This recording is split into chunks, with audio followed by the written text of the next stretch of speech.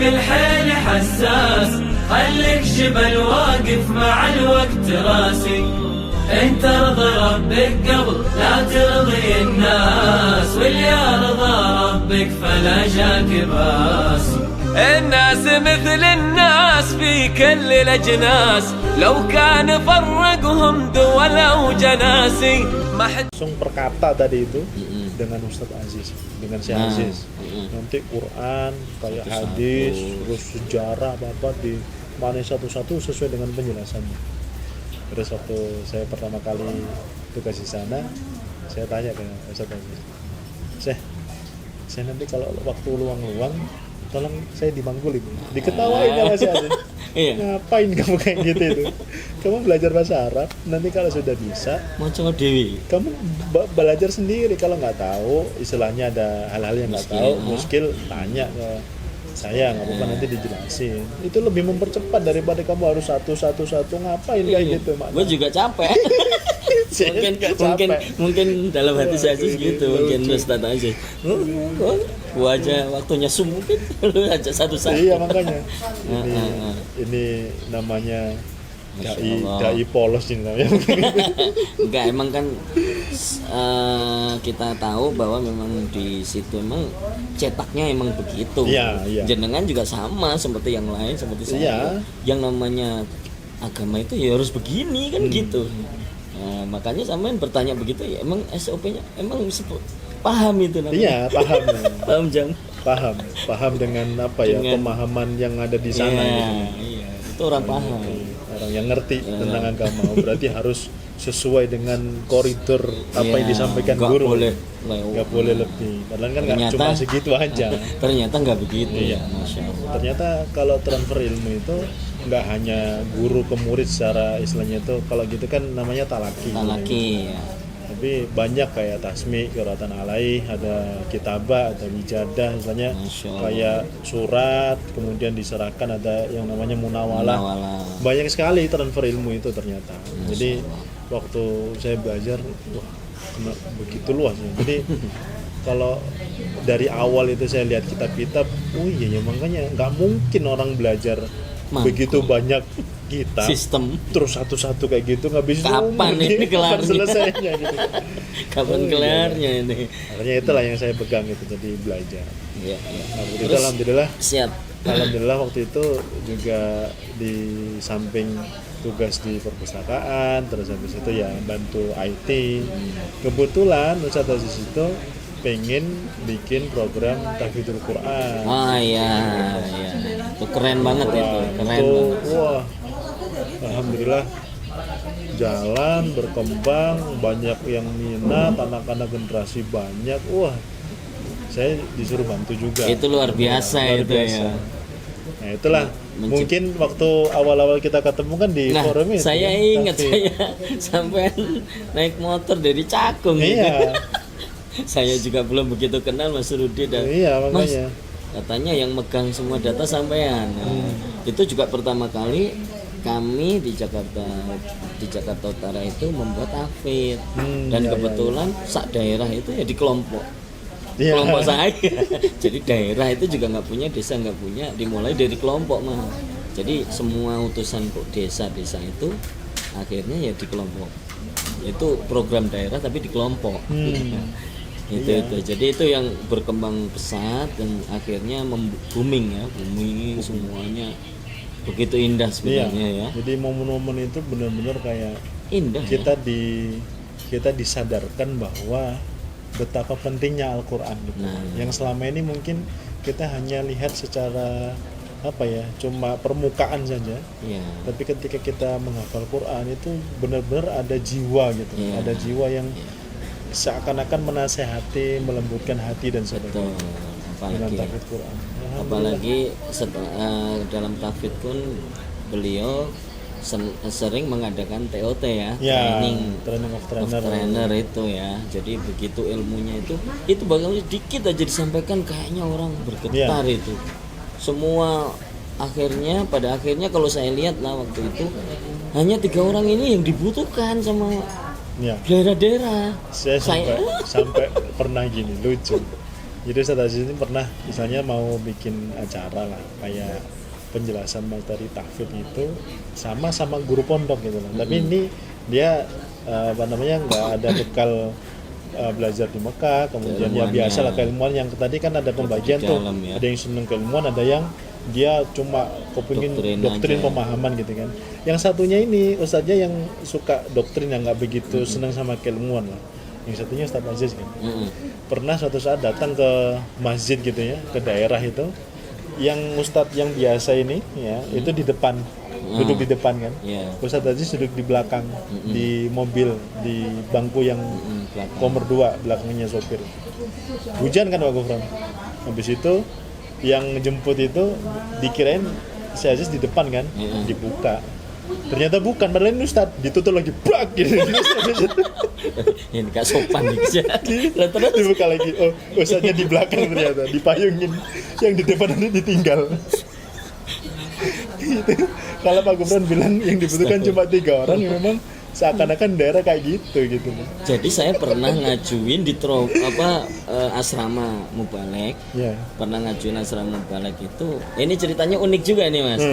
Jadi saya kalau mengajukan lewat itu nggak bakalan di ACC. Karena sekarang ngajuin nggak boleh pilih-pilih, nggak boleh disebutin nama. Terserah, ya. Pokoknya nanti yang nulis setelah pusat. Kenapa? Nah saya dikasih tahu caranya sama Pak Agus Cakung itu. Gimana caranya? Udah pokoknya kalau pas ke Pondok Gede culik aja. Langsung. Loh aku nggak begitu kenal, belum begitu kenal kan. Agus yang akhirnya begitu kami datengin pertama itu waktu itu saya dulu Abdullah Mas'ud saya datengin ke kelompok daerah Geger. Wah ini datengin nggak bilang-bilang kita gitu kan. Loh enggak, ini makan pertemanan, saya nelpon pas di mana saya jemput gitu. Ini nanti kita disalahin pusat, ini orang pusat harus. Akhirnya daerah ngutus tuh salah satu wakil daerah untuk nunggoni. Ketakutan kalau mungkin dari pusat nanti disalahin. Insya Allah sama segitunya. Oke. Nah ini Mas Rudi, itu kan sisi dari keilmuan sebenarnya. Di pondok itu udah mulai ditata kalau ceritanya Aziz ya. Ya dari ditata. Itu tadi dari takfidz tadi itu kan pengen mengenalkan keilmuan lah. Nah, memang semua dimulai dari Al-Qur'an. Sambil di monggo. Nah. Langsung aja nih Mas, kayaknya panjang nih. Nih nanti kita akan balik ke Jakarta nih masalahnya. Terus yang saya aneh, kenapa setelah terjadi itulah huru-hara ya. Sehingga beliau dinonaktifkan dan sampai di maklumat.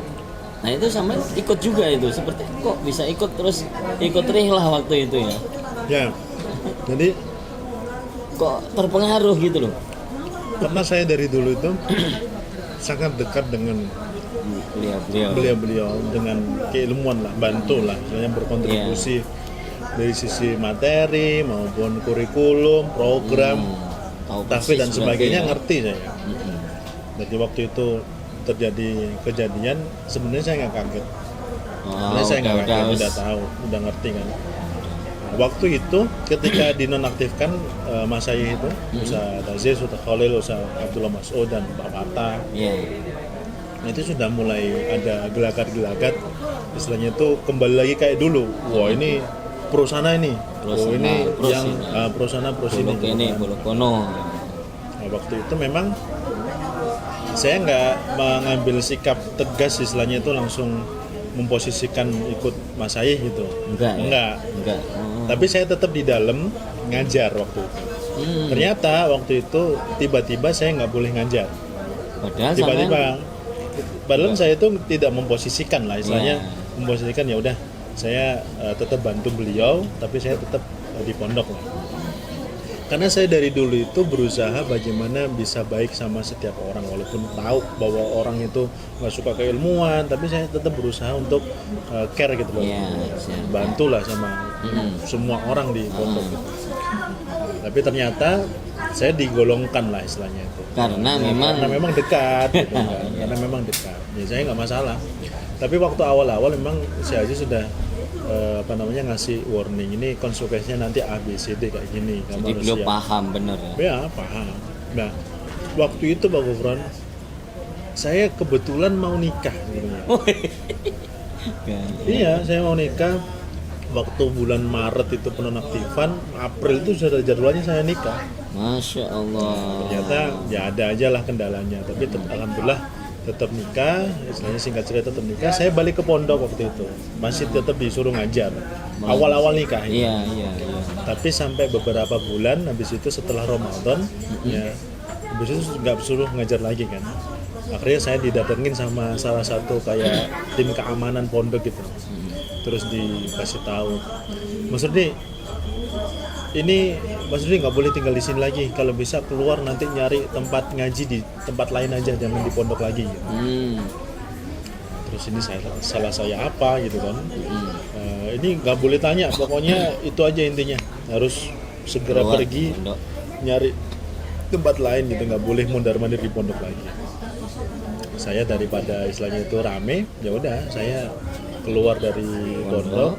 Waktu itu Bang Gufron bener-bener awal-awal nikah itu saya mulai usaha, karena kan kita dari dulu itu waktu saya awal-awal kan pengen kerja, akhirnya nggak jadi, pengalaman kerja nggak ada, pengalaman misalnya berbaur dengan masyarakat juga nggak ada, full di dalam pokoknya. Begitu keluar istilahnya begitu nggak boleh di pondok lagi, saya mulai usaha-usaha sampai sempat itu usaha jualan kaos kaki harga 2000-an itu lah. Saya jual 5.000 kan, alhamdulillah banyak tuh anak-anak pondok yang datang terus beli. Ternyata diketahui itu sama pengurus, akhirnya diboikot, nggak boleh beli gitu. Karena ini sudah terpengaruh. Karena ini jualannya di luar pondok. Di luar pondok padahal, tapi ada yang laporan bahwa jualannya rame gitu kan. Akhirnya diboikot. Pokoknya kalau ada yang beli di tempat saya, ada yang bilang nggak lulus gitu, ya suruh tobat. Udahlah. Terus habis itu saya sempat 1 tahun setelah pasca penonaktifan saya nggak di pondok lagi, dengan kondisi yang istilahnya itu yang dulunya saya mikirnya ketika nikah itu posisinya sudah strategis, prestis, dapat jabatan tinggi gitu kan. Tapi ternyata qadarullah kayak gitu kan, ya apa-apa lah. Akhirnya saya sempat bertahan 1 tahun. Ternyata di Bandung ada sama masjid juga dulu tempat pengajian lah istilahnya, teman kita yang dulu itu akhirnya nggak boleh kan di situ lagi karena ini termasuk yang sohibul masjid itu sudah hijrah gitu loh, sudah keluar. Akhirnya masjidnya sepi. Jadi masyarakat masih memandang bahwa itu masjid saudara tua, atau saudara-saudara kita yang di dalam itu, yang di dalam udah nggak di situ lagi gitu. Jadi masjidnya kosong. Terus saya ditawarin, ya udahlah. Kalau bisa ke Bandung saja. Itu kan pasca waktu saya setahun masih di Kediri kan sering ikut sama si Aziz ke Pak Gufron, kita kajian masalah dan sebagainya itu. Makan nasi bungkus masih di rumah yang mau dijual itu kan. Rumah mau dijual. Aduh, kita nyari-nyari rumah kosong. Insya Allah. Alhamdulillah, tapi sampai sekarang malah qadarullah saya di sini qadarullah ya, masya faal ya. Ini tahadus bin nikmah aja. Ya di sini bisa berkembang, masjidnya sudah jalan ya istilahnya itu. Ini ya Mas, yang di sini Hasanur Rahmah yang tadi buat kajian itu udah jalan. Kalau setiap hari Ahad ada kajian tafsir, kemudian ada sarapan bersama, masyarakat ada pembagian sembako dan sebagainya. Alhamdulillah sekarang udah barokah, lebih makmur masjidnya.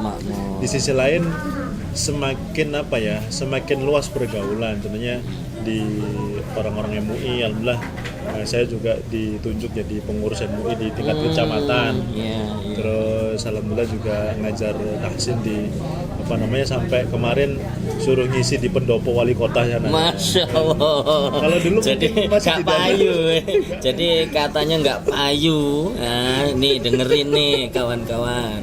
Jadi kalau masih yang mengatakan nggak payu itu sungguh keterlaluan, sungguh sangat kasihan. Jadi di luar itu ternyata begitu luas dunia.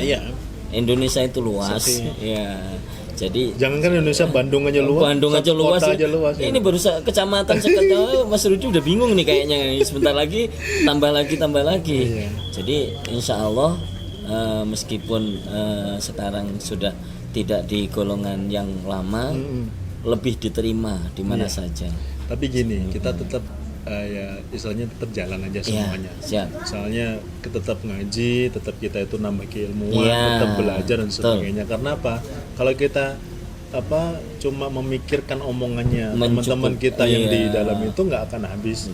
Soalnya gini, kadang-kadang ada yang keluar nih, terus dia kondisi kehidupannya dia deplek istilahnya, ada bahasa deplek itu sangat hina lah. Ekonominya kurang, rumah tangganya hancur, mama kayak gitu ya. Misalnya nggak ada, tapi seumpama kayak gitu, mereka mengatakan wah itu kan karena gara-gara keluar dari jamaah, keluar dari golongan. Akhirnya keadaannya kayak gitu. Allah memberikan siksaan di dunia. Nanti kalau di akhirat lebih parah lagi, gitu kan. Itu baru siksa itu dunia. Yang pertama. Tapi kalau orang itu keadaannya mungkin ya kayak saya sharing tentang kondisi saya sekarang, alhamdulillah bisa diterima dan sebagainya. Lebih gemuk. Di dalam masih bilangnya, wah ini istidraj. Ini itu merupakan suatu pengelulu, suatu nikmat yang nanti akan ujung-ujungnya disiksa sama Allah. Itu nggak ada habisnya. Insya Jadi Allah. kita tetap belajar saja, tetap tetap keilmuan tetap jalan. Yang kemarin tahfidz, program tahfidz harus tetap dijaga hafalannya dan sebagainya. Jadi insya Allah gini Mas Rudi, jadi itulah kita kenapa kita terus menebar ilmu. Kita nggak perlu merisaukan hal-hal yang memang nggak perlu dirisaukan. Keilmuan itu akan ada yang menentang.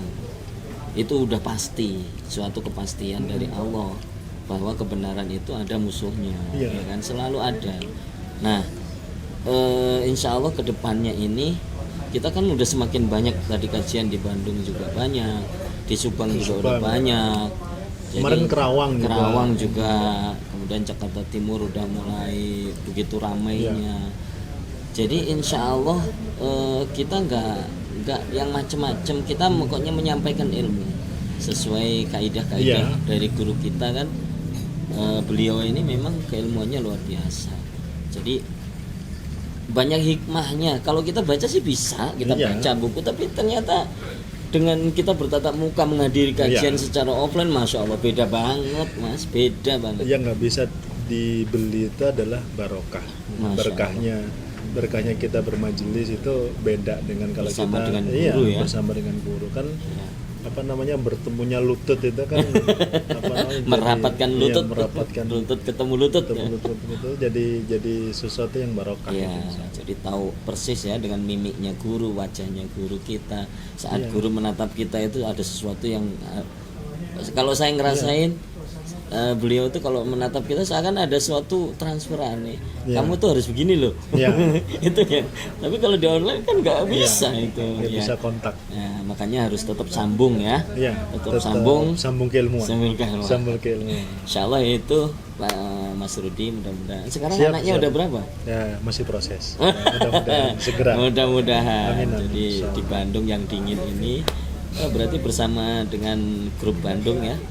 Insya Allah nanti kita akan juga mengadakan asrama berikutnya. Nah, Insya Allah lebih seru lagi nih Mas Rudi. Oke, Insya Allah itu aja. Insya Allah. Mudah-mudahan Mas Rudi segera siap. diberikan momongan yang anak yang solih ataupun solihah. Amin. Yang bisa menjadi penerus keilmuan Quran hadis ini. Jadi tetap sambung ila yaumil Kurbil kiamah. Mendekati kiamah bisa terus melancarkan tentang keilmuan. Dan itulah Insya Allah. Jadi kalau saya rasakan sendiri bedanya ilmu dengan harta itu. Kalau ilmu semakin didalamin semakin manis. Manisnya itu nggak bisa dirasakan orang yang nggak berilmu, itu bedanya. Tapi kalau harta semuanya bisa ngerasain, tapi pahitnya lebih banyak sebenarnya. Itu kalau makanya ilmu itu yang bisa merasakan ya orang berilmu. Kalau orang bodoh itu melihat orang berilmu itu bodoh banget sih, ngaji nengkruk setiap hari. Apa padahal hikmah yang disampaikan oleh guru kita itu nggak dirasakan oleh mereka. Itulah kenapa kita berani hijrah. Berani hijrah itu karena punya ilmu yang kuat. Insya Allah kawan-kawan, Mas Rudi juga baik-baik saja, bahkan lebih gemuk, lebih kelihatan lebih bersih, ganteng gitu. Apa karena cuaca Bandung saya juga nggak ngerti. Yang jelas itu yang kita rasakan. Dan tadi saya melihat itu kalau Mas Rudi itu masih apa ya, butuh bantuan dari teman-teman lah kalau di Bandung ya. Karena kayak saya lihat masih ya banyak yang sendiri-sendiri dia kerjakan nih.